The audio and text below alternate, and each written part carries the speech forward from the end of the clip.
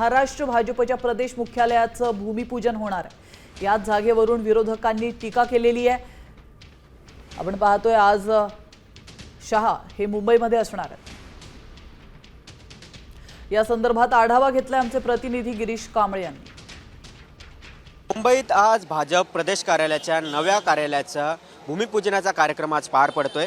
Marine lines येथील या जागेवर भाजपच्या नव्या प्रदेश कार्यालयाचे भूमिपूजन होणार आहे। 11 मजली इमारत असणार आहे। दिल्लीच्या धर्तीवर मुंबईत देखील राज्यातील हे प्रदेश कार्यालय या ठिकाणी बांधलं जाणार आहे।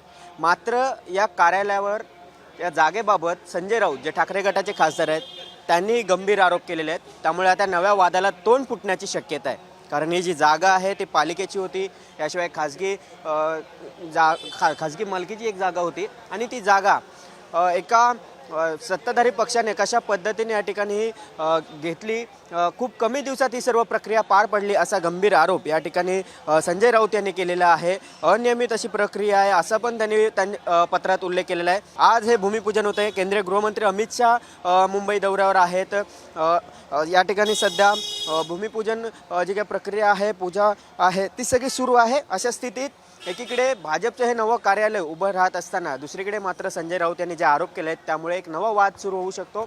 आणि आता या संजय राऊत यांच्या आरोपांवर भाजपचे नेते काय उत्तर देतात हे देखील पाहावं लागेल। व्हिडिओ जर्नलिस्ट रोहित शिगवणसह गिरीश कांबळे, साम टीव्ही, मुंबई। आता isakal.com आहे देशातील नंबर 1 ची मराठी न्यूज वेबसाईट। प्रत्येक अपडेटसाठी isakal.com ला नक्की भेट द्या।